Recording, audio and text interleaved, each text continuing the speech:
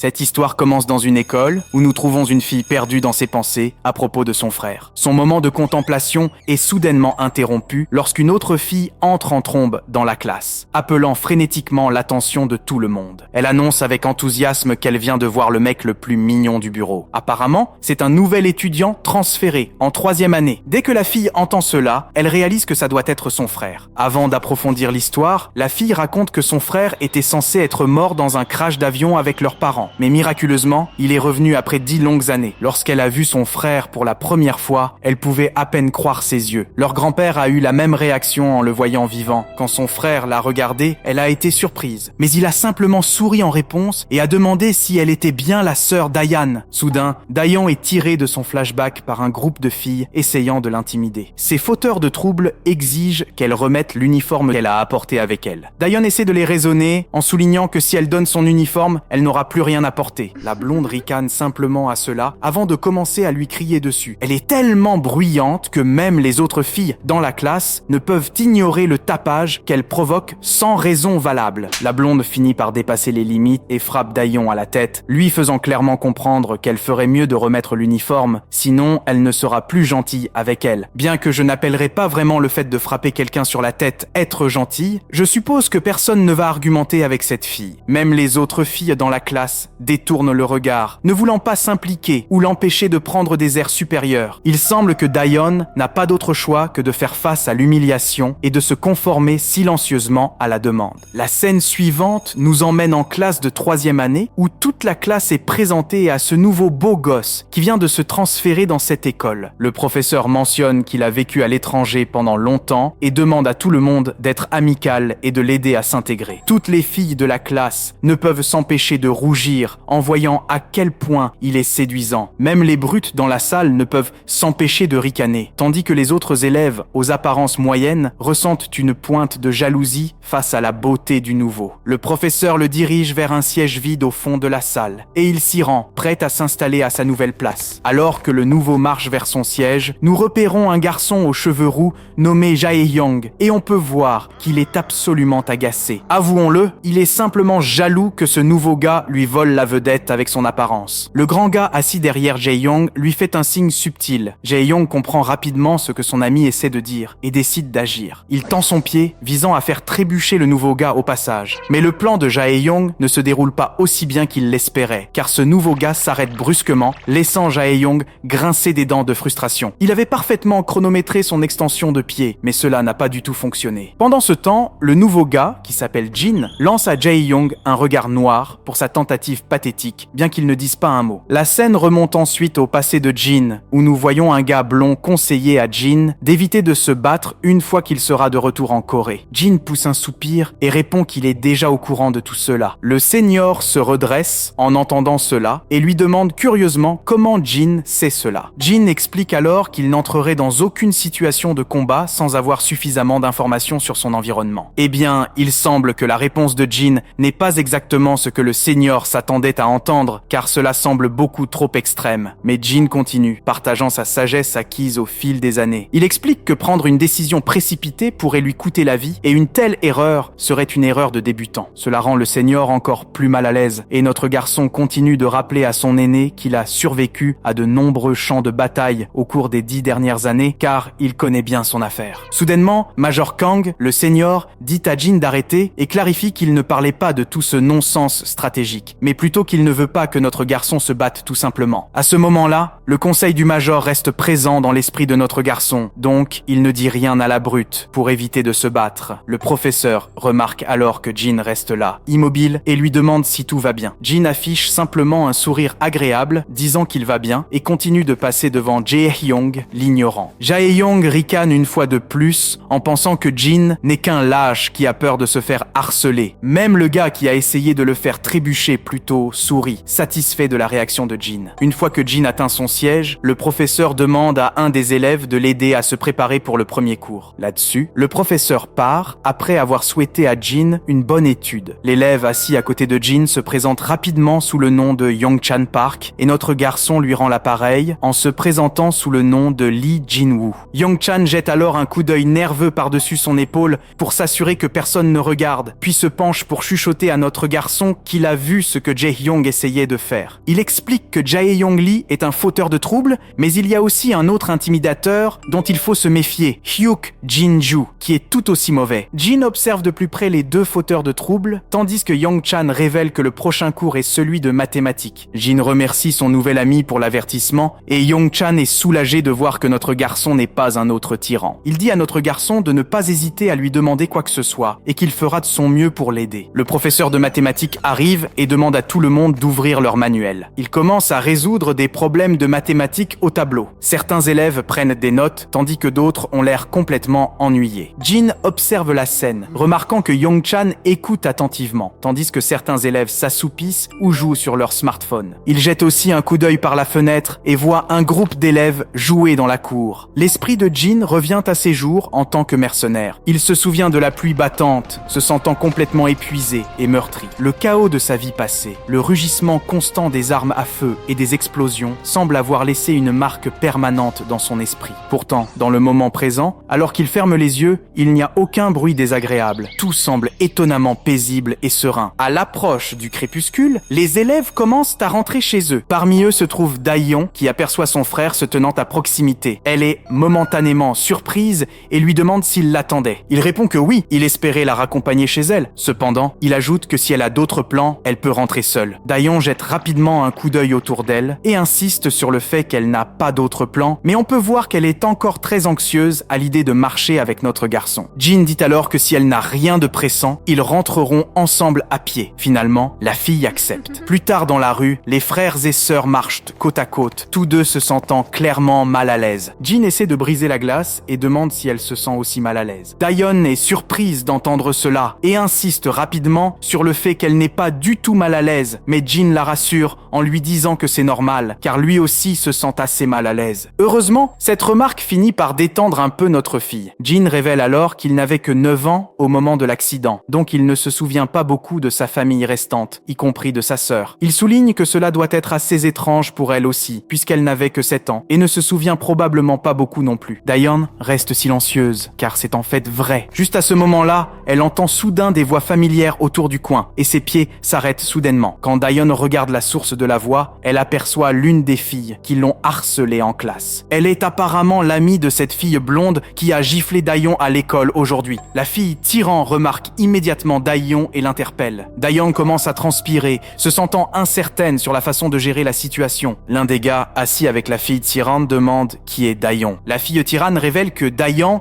est la fille que Wijin n'aime pas, et Wijin est la même fille blonde qui l'a giflée plus tôt. La fille tyran remarque également son frère marchant avec Daeyeon et commence à la taquiner en demandant si elle est sortie avec son petit ami. Elle ajoute quelques remarques colorées, disant qu'elle ne savait pas que les chiennes pouvaient aussi sortir ensemble. Notre fille devient rapidement timide et essaie frénétiquement de la rassurer en disant que Jin est juste son frère. Eh bien, cela surprend la fille tyran qui ne savait pas que Daeyeon avait un frère. Après avoir entendu les commentaires grossiers, Jin demande à Daeyeon si cette fille est son amie. Daeyeon admet timidement qu'elles se connaissent depuis leur classe. Mais la fille arrogante ne lâche pas prise, appelant à nouveau Daeyeon une chienne et demandant depuis quand elles sont devenues amies. Daeyeon tremble alors que l'intimidatrice continue son discours. Jin fixe alors la fille d'un regard froid, suffisant pour geler l'enfer lui-même. Le gars assis à côté de la fille tyranne n'apprécie pas le regard perçant de Jin. Il se fâche et avertit Jin de faire attention s'il ne veut pas se faire démonter. Jin continue de fixer, ce qui ne fait qu'irriter davantage le gros bonhomme. La fille tyran commence à l'encourager et le provoque à se battre avec Jin. Finalement, la patience du gros bonhomme s'épuise et il s'avance vers notre garçon et Jin repousse rapidement Daeyeon et se retrouve face à face avec cet idiot. Le gros bonhomme exige de savoir si Jin essaie de faire le dur devant sa sœur. Jin remarque à quel point le gros est sans défense, se tenant si près que tous ses points vitaux sont largement ouverts à l'attaque. Ce qui est encore plus amusant, c'est que le gros bonhomme ne porte aucune arme. Tout ce qu'il a, c'est sa graisse. Jin ne peut s'empêcher de penser que ce gars est imprudent et se laisse largement exposer. Mais alors, les paroles du Major Kang résonnent à nouveau dans son esprit, lui rappelant de ne ne pas se battre avec qui que ce soit. Jin laisse échapper un soupir, détourne le regard et décide de s'éloigner tranquillement. Mais le gros bonhomme ne laisse pas Jin s'en tirer si facilement. Il attrape Jin par le col et lève la main, prêt à lui donner une bonne gifle. Avant qu'il ne puisse faire contact, Dayon se précipite pour intervenir. Elle baisse rapidement la tête et explique à l'intimidateur que Jin a vécu à l'étranger pendant la majeure partie de sa vie et n'est pas habitué à la façon dont les choses fonctionnent en Corée. D'un autre côté, l'intimidatrice ricane en la voyant supplier, tandis que Dayon continue de trembler de peur. Le gros bonhomme, cependant, s'en prend à Dayon en disant qu'il ne se soucie pas que Jin ait vécu à l'étranger ou non. Voir sa sœur si terrifiée et tremblante de peur fait bouillir le sang de Jin. Enragé, il attrape le poignet du gros bonhomme et le tire. Le gros bonhomme se tord de douleur, même si Jin n'a rien fait de particulièrement agressif. Jin jette son sac par terre et enlève son manteau d'école. Calmement, il dit à sa sœur d'attendre et lui couvre le visage avec le manteau, lui assurant que cela ne prendra pas plus d'1 minute. Juste à ce moment-là, le voyou bruyant lui fonce dessus par derrière. Jin se tourne sans effort et donne une claque solide au voyou. La simple claque envoie le voyou vaciller, du sang jaillissant de sa bouche alors qu'il trébuche en arrière et s'effondre au sol comme un sac de pommes de terre. La fille arrogante et l'autre loupard ressentent un frisson dans le dos et je peux dire qu'ils sont sur le point de se faire dessus si notre garçon continue ainsi. Pendant ce temps, Jin pousse un soupir de déception, sachant qu'il a rompu sa promesse faite au Major Kang. Mais je suppose que ce n'est pas entièrement sa faute, car ce gros l'a bien cherché. L'autre loupard est tellement terrifié qu'il commence à reconsidérer l'idée de faire un geste contre notre garçon. La scène suivante nous emmène à la campagne, où des soldats s'entraînent sans relâche. Parmi eux se trouve le Major Kang, supervisant les exercices rigoureux. Un autre soldat s'approche de derrière et rappelle à Kang qu'aujourd'hui est le premier jour de Jin à l'école. En entendant cela, le Major Kang s'inquiète que, malgré 6 mois de leçons pour mener une vie normale, Jin puisse avoir du mal à s'adapter à sa vie scolaire normale après tant d'années en tant que mercenaire. Mais Kang ressent toujours une certaine fierté et il est confiant que les leçons qu'il a enseignées à Jin l'aideront à prospérer dans sa nouvelle vie. Eh bien, il s'avère que les enseignements du Major Kang n'ont pas tout à fait l'affaire, car Jin fait passer ses intimidateurs pour fillettes en petites culottes. Les autres intimidateurs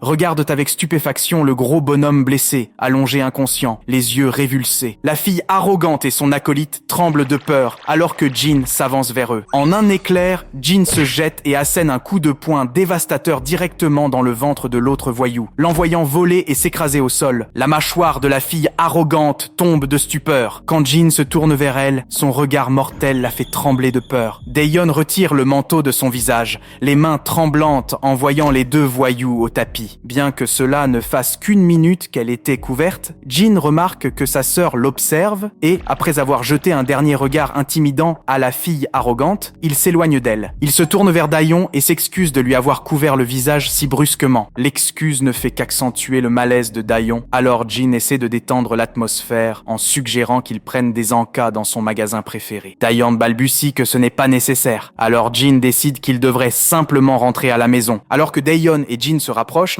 l'intimidatrice reste terrifiée en voyant cela. Elle est complètement stupéfaite de voir que ce gars, qui était si terrifiant avec juste un regard, agit maintenant comme un frère doux et attentionné. Alors que les frères et sœurs s'éloignent ensemble, Dayon fait un dernier signe amical avant de partir, laissant l'intimidatrice debout, le visage figé de terreur. En rentrant chez eux, Dayon demande à Jin si c'est lui qui a mis KO ces 2 gars plus tôt. Jin le confirme, ce qui ne fait qu'attiser la curiosité de sa sœur, car il ne semble pas être du genre à chercher des bagarres. Elle lui explique alors qu'en Corée, fixer quelqu'un comme il l'a fait peut être considéré comme impoli et peut mener à des situations inconfortables. Jin acquiesce, ajoutant que croiser le regard de quelqu'un peut être risqué selon la personne que l'on fixe, ce qui est similaire à l'endroit d'où il vient. Perplexe, Dayon demande pourquoi il a fixé ses voyous plus tôt. Jin répond simplement qu'il a remarqué qu'elle avait peur et qu'il voulait protéger sa sœur. Dayon est surprise par ces réponses inattendues et elle baisse simplement la tête en rougissant. Un silence gênant s'installe entre eux alors qu'ils continuent de marcher. Il semble que Dayon devra s'habituer à avoir un frère attentionné pour veiller sur elle. Lorsqu'ils rentrent à l'appartement, on voit que grand-père est inquiet. Il dit frénétiquement à Jin de se détendre et de profiter de quelques fruits, mais notre garçon insiste pour s'occuper lui-même de la vaisselle. Grand-père ne sait pas trop comment gérer cela, alors il finit par laisser Jin s'en occuper. Alors que Jin lave la vaisselle avec une main ferme, grand-père demande si le dîner était correct, avouant qu'il n'est pas exactement un chef cuisinier. Jin, restant décontracté, dit à grand-père de ne pas s'en faire. Il dit que la nourriture était excellente et qu'il a adoré chaque repas. Le vieil homme semble visiblement soulagé d'entendre que Jin a apprécié la nourriture. On peut même voir une lueur de satisfaction sur son visage. Grand-père se tourne alors vers Dayon, lui demandant si elle a aussi aimé la nourriture. Elle hoche la tête et acquiesce. Ensuite, grand-père change de sujet et demande à Jin comment s'est passée sa première journée d'école, curieux de savoir s'il s'est passé quelque chose d'intéressant. Jin hésite un instant, semblant un peu anxieux à l'idée de répondre. Dayon se sent aussi un peu mal à l'aise, réfléchissant à combien la journée a été mouvementée. Mais après un moment de pause, Jin admet que c'était une bonne journée. Le visage de grand-père s'illumine de plaisir sincère en entendant cela, visiblement soulagé et heureux. Une fois que tout le monde est au lit pour la nuit, on trouve notre gars encore éveillé. Son esprit revient au moment où son grand-père l'a vu pour la première fois, et il peut presque ressentir à quel point son vieux grand-père était reconnaissant de l'avoir près de lui. Le cœur froid de Jin a lentement commencé à se réchauffer après avoir vécu un certain temps avec son grand-père et sa sœur. Puis, ses pensées dérivent vers le moment où il était coincé dans cet avion avant qu'il ne s'écrase. Les passagers étaient en panique et les masques à oxygène d'urgence étaient ressortis des compartiments. Alors que tout le monde se précipitait pour mettre leurs masques, les parents de Jin se concentraient sur le fait de s'assurer que leur fils pouvait respirer en toute sécurité. C'était une journée terrifiante pour lui. Juste au moment où l'avion commençait sa descente, Jin se réveille en sursaut dans le présent, sautant hors du lit sous le choc et respirant lourdement à cause de ce cauchemar. Son cœur bat la chamade et il réalise enfin que ce n'était qu'un rêve. Il jette un œil à son réveil et voit que le matin est arrivé. Alors qu'il est assis là, seul, il entend des bruits provenant du salon. Il se lève et sort pour trouver sa sœur en train de préparer le petit déjeuner. Il regarde autour de lui et demande où est parti grand-père. Elle lui dit que grand-père est parti travailler à l'aube. Elle explique que grand-père a pris des congés pour être à la maison quand Jin est arrivé, mais maintenant ses vacances payées sont terminées, alors il est de retour au travail. Elle met aussi son uniforme et une fois qu'elle a fini, elle décide de partir pour la journée. Elle dit à Jin que le petit déjeuner est prêt sur la table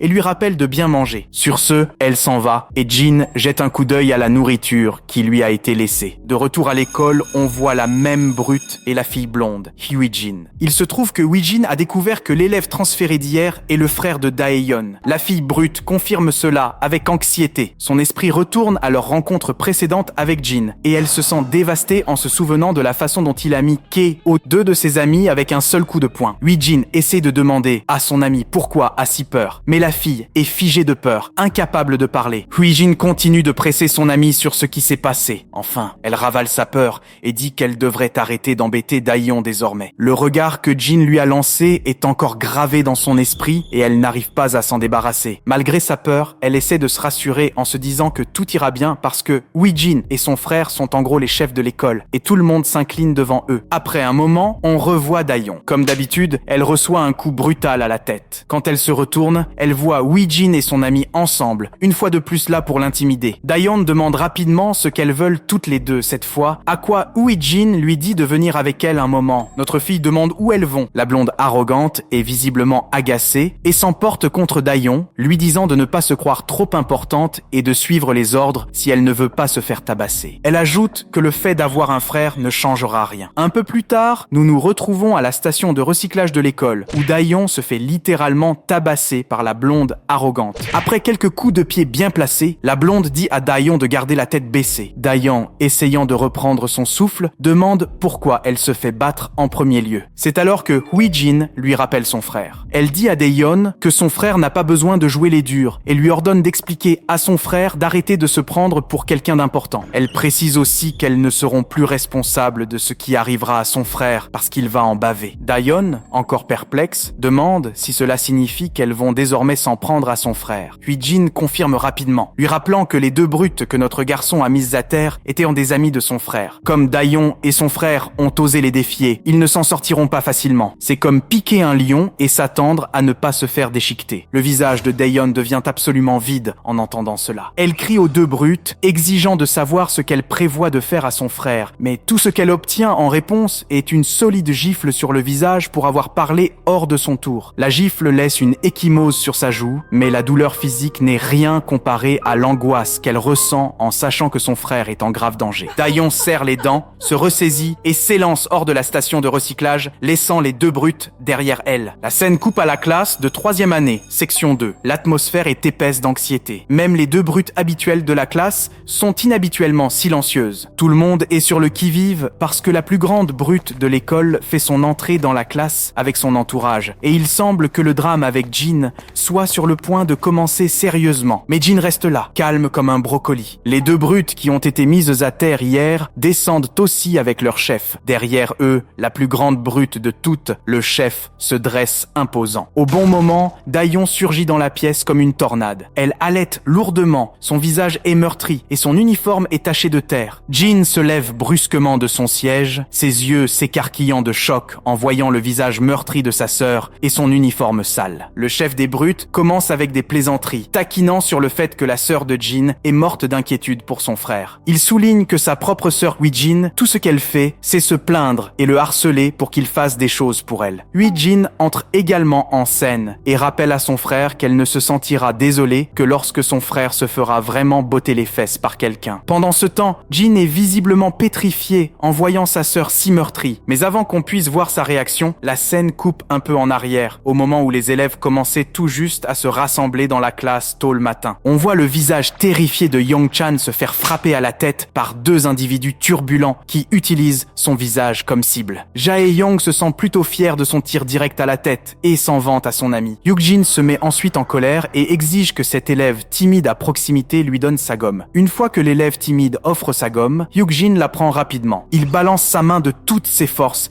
et réalise un tir précis sur la tête de Yong-chan. Il se lance dans une danse de la victoire après avoir réussi son coup, mais Jae-Young essaie de minimiser cela, disant que c'était juste un coup de chance. Les deux amis vont et viennent en essayant de se surpasser dans leurs compétences de tir à la tête. Jae-Young décide de tenter un autre tir, balançant sa main violemment et lançant la gomme sur le pauvre Yong-chan. Mais à la surprise générale, Jin intervient et la gomme le frappe à la taille à la place. Les deux brutes sont agacés par cette interruption soudaine et la gomme tombe au sol. Jin prend alors place juste à côté du terrifié Yong-chan. Le rouquin est visiblement agacé, sentant que Jin commence enfin à le mettre sur les nerfs. Hyuk-jin décide de parler à Jin pour lui faire comprendre qu'il aurait mieux fait de ne pas intervenir, et le rouquin accepte rapidement. Pendant ce temps, Jin pose son sac sur le bureau et demande à Yong-chan s'il va bien. Le pauvre garçon murmure qu'il va bien, mais on peut voir à son visage pâle qu'il n'est pas du tout bien. Yong-chan se penche vers Jin pour éviter tout contact visuel avec les brutes et lui demande s'il devrait se retrouver après l'école. Jin révèle qu'il doit rentrer chez lui avec sa sœur, donc il ne peut pas se retrouver avec lui. Le garçon timide se redresse à cette nouvelle et demande si sa sœur a été transférée avec lui. Jin secoue la tête en disant qu'elle étudiait déjà ici avant lui. Lorsque Yong-chan demande son nom, Jin lui dit que c'est Daeon. Yong-chan semble surpris d'entendre cela et Jin remarque sa réaction soudaine. Il demande alors à son ami s'il connaît Daeon. Au début, Yong-chan hésite à répondre, mais il admet que Daeon ne passe pas le meilleur des moments à l'école ces derniers temps. Il explique qu'elle était assez populaire au collège pour sa beauté et son intelligence, ce qui attirait beaucoup d'attention des garçons. Mais ensuite, une fille blonde nommée Hui-jin, qui était jalouse, a commencé à l'embêter. Jin demande s'il n'y avait personne pour arrêter les agressions contre Daeon. Yong-chan révèle que la fille qui l'embêtait, Hui-jin, a un frère nommé Ji-soo Kim, qui est l'un des pires fauteurs de troubles de l'école. Ce qui est encore pire, c'est que Daeon est coincée dans la même salle de classe que Hui-jin, et elle est harcelée au point où chaque élève est impressionné par le fait qu'elle ait encore le courage de venir à l'école. Jin comprend alors que Hui-jin a commencé à embêter sa sœur simplement parce que quelqu'un aimait Daeon, et que c'est la seule raison pour laquelle elle est ciblée. Mais Yong-chan révèle tristement que c'est juste une excuse, car Hui-jin cherchait simplement une raison pour embêter quelqu'un. L'esprit de Jin revient à plusieurs jours auparavant, quand son grand-père espérait que Jin aurait plus de facilité à s'adapter à sa nouvelle école après avoir vécu à l'étranger pendant si longtemps. Le grand-père se tourne alors vers sa petite fille et lui demande si elle se porte bien à l'école. À ce moment-là, la petite Daeon assure avec charme à son grand-père qu'elle va parfaitement bien et ne montre jamais un signe des difficultés qu'elle rencontre à l'école chaque jour. Son grand-père la félicite, notant que Daeon est toujours une élève brillante et que même ses enseignants parlent bien d'elle. Dans le présent, Jin comprend que sa sœur cachait ses difficultés et mettait un visage courageux pour éviter que leur grand-père ne s'inquiète. Ensuite, l'un des brutes turbulentes donne un coup de pied dans la porte et toute la bande de brutes de l'école entre dans la salle de classe. Hyuk-jin demande rapidement à cette bande turbulente ce qu'ils font dans leur classe. Ji-soo Kim, l'un des chefs de l'école, répond simplement qu'il est là pour régler des affaires. Hyuk-jin est surpris de voir Ji-soo et ne sait pas quoi faire. Voyez-vous, Hyuk-jin est un petit joueur, et bien qu'il puisse gérer les autres brutes assez bien, il ne veut pas se mêler à Ji-soo Kim. Pendant ce temps, les sbires de Jisoo l'informe au sujet de Jin. Quand Jisoo voit Jin, il commence à crier sur ses sbires, furieux qu'il se soit fait battre par un petit gringalet. Il congédie ses sbires et, de manière provocante, fait un signe du doigt à Jin, lui disant de venir. Jin se lève immédiatement tandis que le rouquin et Hyukjin sont complètement confus sur ce que Jin a fait pour énerver Jisoo et ils sont presque sûrs qu'il est fichu maintenant. Cependant, Jin se tient fermement et demande si Jisoo est réellement le grand patron ici. Jisoo ricane et il trouve fascinant que notre garçon ait pris tout son temps pour comprendre qui commande ici. Il se tourne vers son sbire et lui dit de ne pas rester là comme un idiot et de faire un mouvement. Mais il est clair que le sbire est absolument terrifié. Mais il finit par avancer vers Jin. Mais avant que le face-à-face ne commence, Dayon entre également en trombe dans la salle de classe. À ce moment précis, Jin se retrouve à regarder sa sœur couverte de bleu. Les larmes montent aux yeux de Dayon alors qu'elle commence à s'excuser auprès de Jin de l'avoir mis dans le pétrin. Pendant ce temps,